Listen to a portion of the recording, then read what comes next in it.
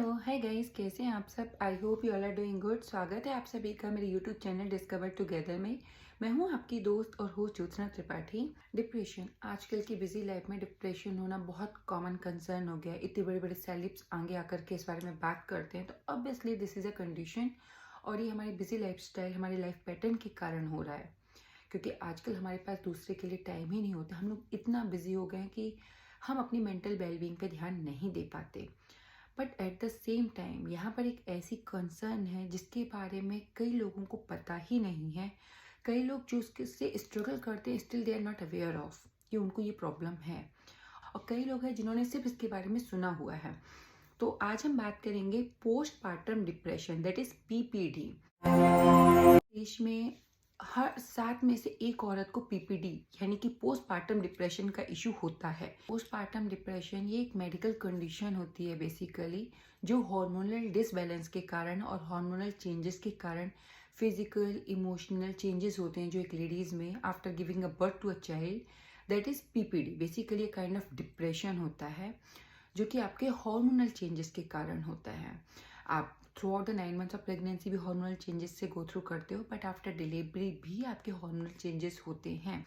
ये एक्चुअली एक महिलाओं की प्रॉब्लम है और महिलाओं में होने वाली मेडिकल कंडीशन है। बट ऐसा नहीं है कि इसके बारे में सिर्फ औरतों को ही पता होना चाहिए। इसके बारे में हर किसी को पता होना बहुत ज़रूरी है, क्योंकि औरतें घर का बेस होती हैं। अगर वो किसी मेडिकल कंडीशन से गो थ्रू करती हैं तो ये इक्वली फैमिली के हर मेंबर की रिस्पॉन्सिबिलिटी है कि वो उसका ध्यान रखे। किस तरीके से अगर किसी इशू से एक औरत स्ट्रगल करती है तो किस तरीके से उसको दूर किया जा सकता है, कैसे उस कंडीशन को ओवरकम किया जा सकता है, ये एक पूरी फैमिली की रिस्पॉन्सिबिलिटी होती है। तो अगर पीपीडी औरतों में होने वाली मेडिकल कंडीशन है तो इसका मतलब ये नहीं कि सिर्फ औरतों को ही पता होना चाहिए। आपकी बॉडी में बहुत सारे फिजिकल चेंजेस होते हैं। तो वो उन सारे चेंजेस के कारण क्या होता है, आप बहुत ज़्यादा एनग्जाइटी फील करते हो, आपको सडनली बहुत ज़्यादा क्रैंक स्पेल होता है, बहुत ज़्यादा रोना चाहते हो, चिड़चिड़ाहट होती है, आपको बहुत ज़्यादा गुस्सा आता है, आपको कई बार टायर्डनेस बहुत ज़्यादा फील होती है, आपके अंदर चिड़चिड़ाहट बढ़ती जाती है, आप अपने बच्चे का ध्यान नहीं रख पाते हो, या आपको बहुत ज़्यादा भूख लगती है या कम भूख लगती है, या फिर आप सिर्फ सोते रहते हो या बिल्कुल नहीं सो पाते हो। तो ये सारे सिम्टम्स होते हैं, ये आपके होते हैं पोस्टपार्टम डिप्रेशन के। ऐसा नहीं है कि आप इसको इग्नोर कर सकते हो। अगर ये आपके हफ्ते 10 दिन के लिए हैं तो वी कैन से कि it is a baby blue, जो कि रिकवर हो जाते हैं after some time, you feel better. But कई बार होता है कि ये चीज़ें कंटिन्यू रहती है फॉर अ मंथ टाइम और सो। इससे क्या होता है, आप अपने बच्चे पर ध्यान नहीं दे पा सकते हो, आप उससे कनेक्ट नहीं कर पाते हो, आप खुद का ध्यान नहीं रख पाते हो। Then it becomes a serious concern in terms of कई बार आपको सुसाइडल थॉट्स आते हैं, आप अपने बच्चे को भी नुकसान पहुंचा सकते हो। तो इस केस में बेटर है कि अगर ये चीज़ें 10-15 डेज के बाद रिकवर नहीं होती, in that way you take help from doctor, consult a doctor, visit the gyno, discuss with them and get the necessary treatment done for the same. आपका बच्चा नॉर्मल डिलीवरी से हुआ है या सी सेक्शन से हुआ है, पीपीडी का इससे कोई कनेक्शन नहीं है। ये जो मेडिकल कंडीशन होती है, इसके लिए बच्चे का वजाइनल डिलीवरी होना या फिर सी सेक्शन से होना रिस्पॉन्सिबल नहीं होता। It is completely depends on the hormonal disbalance, hormonal changes which happens in your body after the delivery of the child. मैं प्रेग्नेंट थी तो डॉक्टर ने मुझे बोला था कि ज्योत्सना जितना एंजॉय करना है कर ले, एक बार बच्चा आ जाएगा तब पता चलेगा। And that time I use to laugh कि यार बच्चा आ जाएगा तब तो मजे आएंगे, कम से कम ये सारा वेट वगैरह खत्म होगा। बट देन आई रियलाइज कि नो, ऑब्वियसली उस टाइम पे जब हम प्रेग्नेंट होते हैं कुछ चेंजेस होते हैं, कुछ प्रॉब्लम्स होती हैं, बट एटलीस्ट हम सो सकते हैं, अपनी मर्जी से सो सकते हैं, अपनी मर्जी से उठ सकते हैं, चीज़ें होती हैं। जब आपके साथ बच्चा होता है तो बच्चे के पैटर्न, स्लीपिंग पैटर्न कोई फिक्स नहीं होता है। जब बच्चा पैदा होता है उसको कभी भी भूख लगती है, कभी भी वो जग जाता है, कभी भी रोने लगता है, और आप न्यू मम्मी बने हो। बात करें कि हमें पता है कि हमें पीपीडी है, हमें इश्यूज हो रहा है, हम इसको रिजॉल्व कैसे कर सकते हैं या हम क्या करें जिससे ये प्रॉब्लम्स को हम कम कर सकते हैं। तो इसका ऐसा कोई हार्ड एंड फास्ट रूल नहीं है। मैं अभी भी बोल रही हूँ, मैं आपको कुछ गाइड नहीं कर रही हूँ, I am discussing my experiences जो मैंने गो थ्रू किया था। तो इस केस में हम क्या कर सकते हैं, आप सारी चीज़ों की रिस्पॉन्सिबिलिटी खुद पर मत लो, always take help from family member. अगर आप न्यूक्लियर फैमिली में रहते हो जैसे कि मैं थी, मेरे पास कोई हेल्प नहीं थी, तो उस टाइम पर थोड़ा मुश्किल होता है। बट अदरवाइज आप क्या करो, आप फुल टाइम मेड रख लो, जिससे आप हेल्प ले सको। आप अपने फैमिली मेम्बर्स की हेल्प लो। अगर बच्चे की बार बार नेपीज का इश्यूज़ है, कुछ भी है, तो आप उन लोगों की हेल्प ले सकते हो। पूरी रिस्पॉन्सिबिलिटी कभी भी अपने ऊपर मत लो, क्योंकि अगर आप ओवर बर्डन हो जाओगे तो आप ऑब्वियसली स्ट्रेस आउट होगे, आपको गुस्सा आएगा।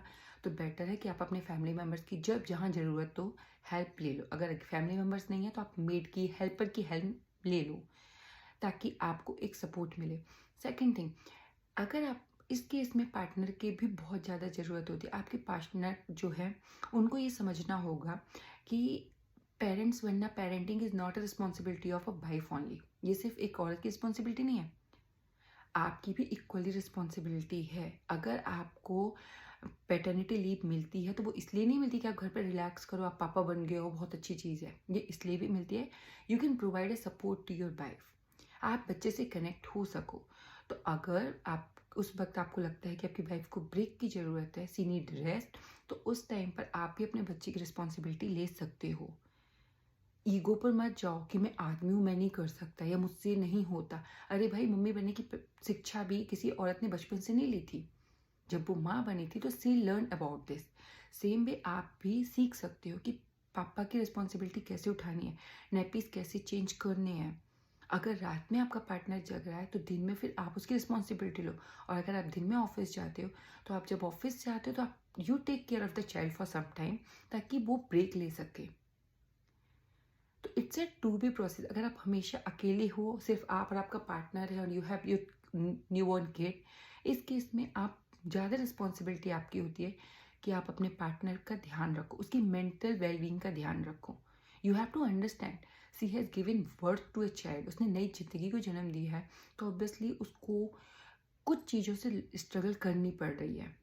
तो उस केस में आप उसको समझो, उससे बात करो, उसको सुनो कि वो क्या बोलना चाहती है या क्या उसको प्रॉब्लम हो रही है, अंडरस्टैंड करो। और जहाँ पर ज़रूरत हो प्लीज़ उसको सपोर्ट, इमोशनल सपोर्ट हो, बी इट कि वो उसको किसी भी तरीके की हेल्प हो, उसको प्रोवाइड करो। As a partner it's your responsibility.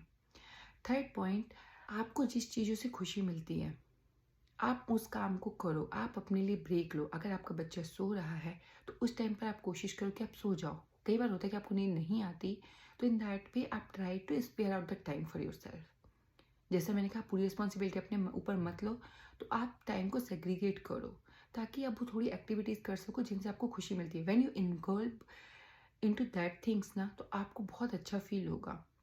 फिर आपको जो स्ट्रेस हो रहा है वो कम हो जाएगा, क्योंकि उस काम से आपको खुशी मिलती है, आप वो काम कर पा रहे हो, तो आपको अच्छा लगेगा। फैमिली के साथ टाइम स्पेंड करो। अगर आप चाहते हो कि आपको मी टाइम, अगर आपको रीडिंग का शौक है तो आप पढ़ो, घूमने जाओ, कभी हो सके तो अपने फ्रेंड्स के साथ हैंग आउट कर लो। Spare out some time for yourself. जो एक्टिविटी, जो हॉबीज़ आपको हैं, आप उस हॉबीज़ पर अपना टाइम स्पेंड करो, अपने लिए टाइम निकाल। मैंने भी ये चीज़ें डील की थी। जब गुन्नू हुआ था तो उस समय मुझे भी समझ नहीं आता था, सडनली मेरे ऊपर एक बहुत बड़ी रिस्पॉन्सिबिलिटी थी। जब मैं सोती थी वो अचानक से उठ जाता था, चिल्लाने लगता था, फिर उसको फीड करना है। अब ऑब्वियसली आप लेटे लेटे फीड नहीं कर सकते, बच्चा बहुत छोटा होता है, तो आपको उसको जग करके नैपीज चेंज करने, बार बार सुसु पोटी करता है बच्चा। तो ये आपकी लाइफस्टाइल का पार्ट नहीं होता है। आपने अपनी लाइफ पहले अलग तरीके से जी होती है और सडनली ये सारी आपके ऊपर एडिशनल रिस्पॉन्सिबिलिटीज़ होती है। उस समय अपने आप पर अगर आप बहुत ज़्यादा प्रेशर देते हो, आप अपने आप को बेस्ट करने की कोशिश करते हो, तो देन यू स्ट्रगल लॉट। और जो स्ट्रगल होती है वो चीज़ एक ऐसी होती है कि आपको ऑल टुगेदर एक डिप्रेशन फेज में डाल देती है कि यार मैं ये भी अच्छे से नहीं कर पा रही, मैं अपने बच्चे का ध्यान नहीं रख पा रही, मैं खुद को टाइम नहीं दे रही, मैं खुद का ध्यान नहीं रख रही। राइट, ये प्रॉब्लम अगर होगी तो ऐसा नहीं है कि सिर्फ लेडी को स्ट्रगल करना होगा, आपका बच्चा भी सफ़र करेगा, आप भी सफ़र करोगे। तो बेटर है कि आप मिल करके इस इशू को रिजॉल्व करिए, ये प्रॉब्लम बढ़ने मत दो। तो बस मैं इतना ही कहना चाहूँगी कि आप अपना ध्यान रखिए, अपने बच्चे का ध्यान रखिए और अपनी फैमिली का ध्यान रखिए। एंड फैमिली, आप अपने बेबी के साथ साथ उसकी मदर का भी पूरा ध्यान रखिए, उनको सपोर्ट कीजिए, उनको हेल्प प्रोवाइड कीजिए जहाँ पर ज़रूरत हो, ताकि एक अच्छी फैमिली एक अच्छे मोमेंट्स को एंजॉय कर सके, सेलिब्रेट कर सके। That's all from my end. I hope you like my video. If you like, please do like, share and subscribe. Thank you so much. Take care. Bye.